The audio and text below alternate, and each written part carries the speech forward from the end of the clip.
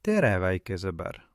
Mina olen Palingu, vana flamingo, kes on reisinud mööda maailma ja kogunud lugusid.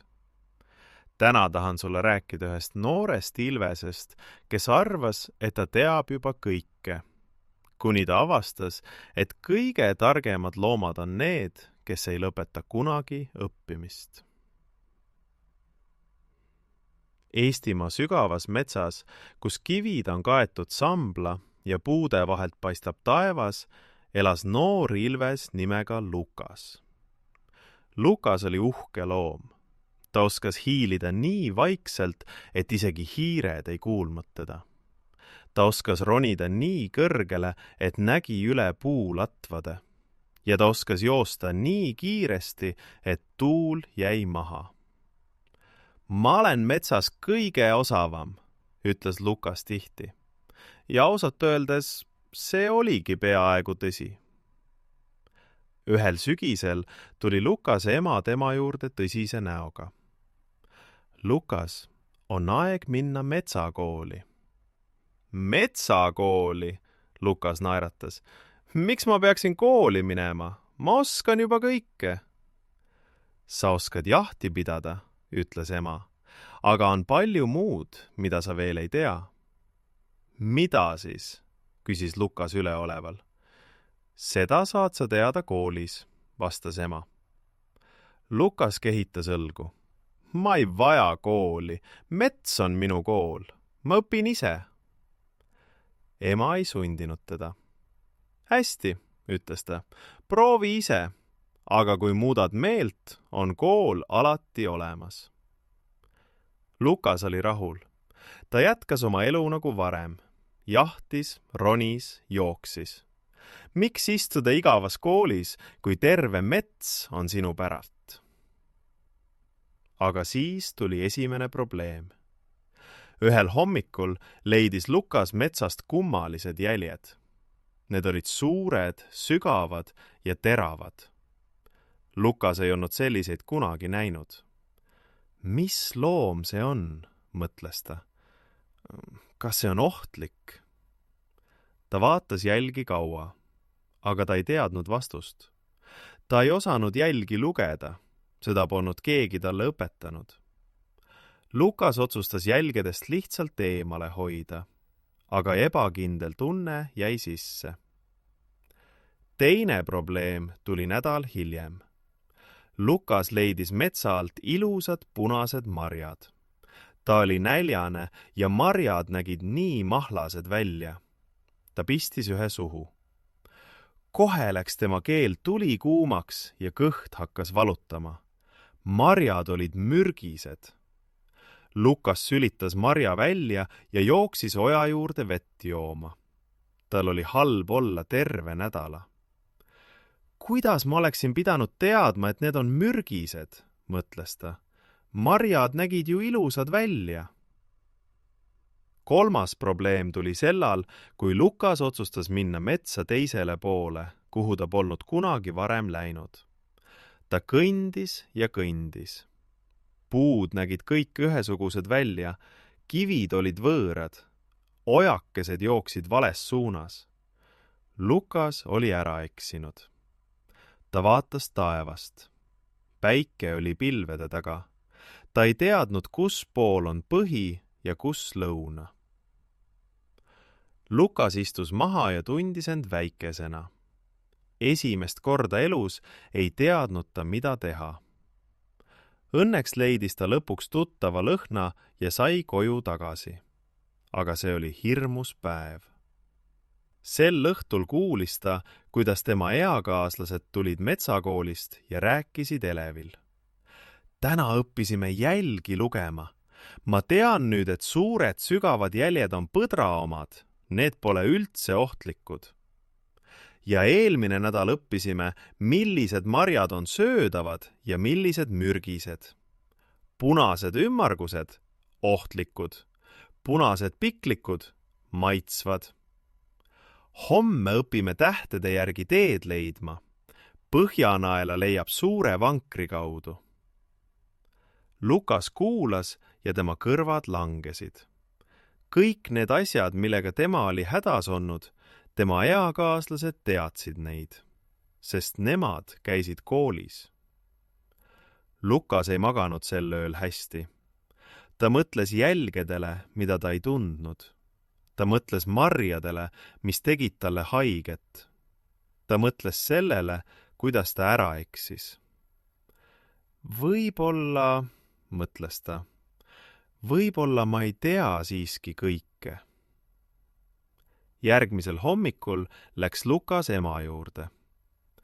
Emme, ütles ta vaikselt, ma tahaksin kooli minna. Ema ei öelnud, ma ju ütlesin. Ema lihtsalt naeratas soojalt. Hea meel kuulda, Lukas. Esimene koolipäev oli Lukase jaoks imelik.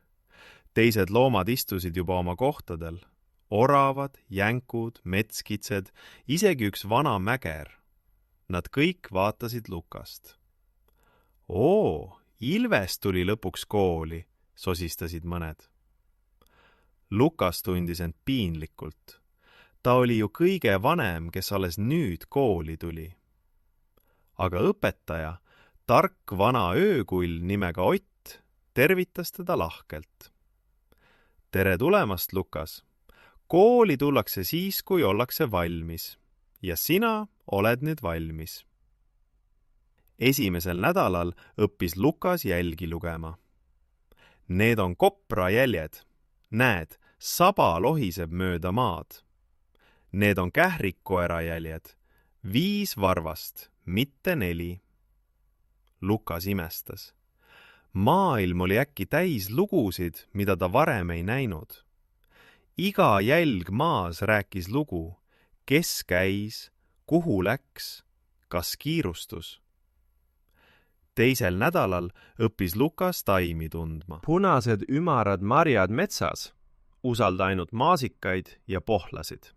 Kõik muu jäta rahule, kuni kindlalt tead. Aga kuidas teada saab, küsis Lukas. Selleks ongi kool, naeratas õpetaja Ott. Et sa ei peaks ise läbi kõigi vigad õppima. Teised on need vead juba teinud. Meie õpime nende kogemustest. Lukas noogutas aeglaselt. See oli tark mõte. Kool ei ole igav. Kool hoiab sind tervena ja turvalisena. 3. nädalal õppis Lukas tähtede järgi teed leidma. Otsi suurt vankrit, sealt edasi Põhjanaela. See näitab alati põhja. Sel ööl vaatas Lukas taevast ja leidis Põhjanaela. Ta teadis nüüd alati, kus ta on. Ta ei eksi enam kunagi. Aga kõige tähtsam asi, mida Lukas koolis õppis, ei olnud jäljed ega marjad ega tähed. See oli midagi muud. Ühel päeval pidi klass lahendama ülesande.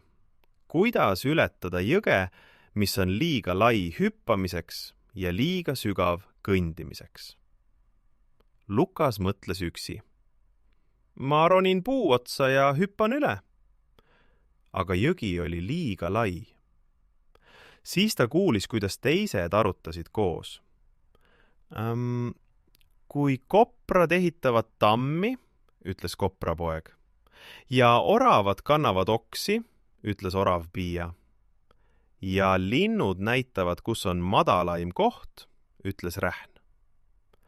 Koos leidsid nad lahenduse, mille peale ükski loom üksi poleks tulnud.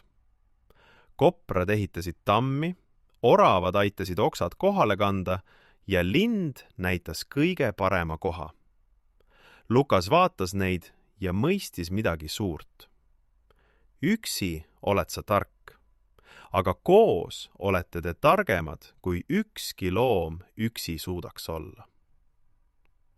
Kuu aega hiljem istus Lukas kooli ees ja rääkis oma sõbra, noore kopra Kristoga. Kas tead, ütles Lukas, ma arvasin varem, et kool on igav koht, kus sunnitakse istuma.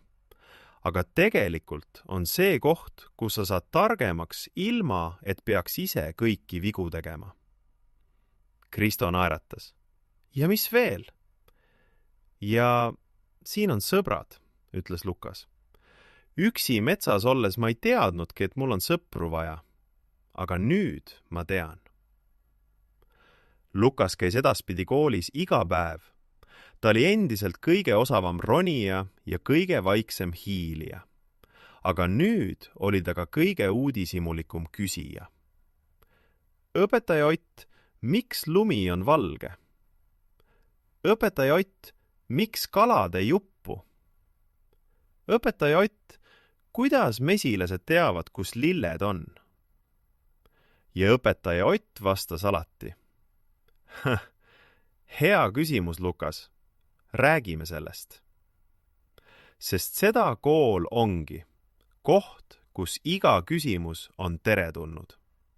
Koht, kus sa ei pea ise kõike välja mõtlema. Koht, kus teiste tarkus saab sinu tarkuseks. Ja ühel päeval, kui Lukas nägi noort kährikkoera, kes istus kooli taga ja ütles, ma ei taha kooli minna, ma oskan juba kõike. Siis Lukas naeratas. Ta istus kährikkoera kõrvale. Ma mõtlesin kunagi täpselt samamoodi, ütles Lukas. Aga tead mis? Kõige vapram asi, mis ma olen kunagi teinud, ei olnud metsas üksi jahtimine. Kõige vapram asi oli see, et ma tunnustasin. Ma ei tea veel kõike. Ja läksin kooli. Ja nüüd, väike sõber, on aeg magama jääda. Kui sinagi käid koolis või hakkad varsti kooli minema, siis tea. Kool ei ole koht, kus sind sunnitakse istuma. Kool on koht, kus sa saad targemaks, kus sa leiad sõpru, kus sa õpid asju, mida üksi ei õpiks. Ja iga küsimus, mis sul tekib, on hea küsimus. Sest uudishimu on kõige ilusam asi maailmas. Ja kool on koht, kus uudishimu saab vastused. Nii nagu Lukas õppis, mitte see ei ole tugev, kes kõike üksi teeb. Tugev on see, kes julgeb öelda, õpeta mulle. Hea tööd, väike sõber. Sinu Palingu.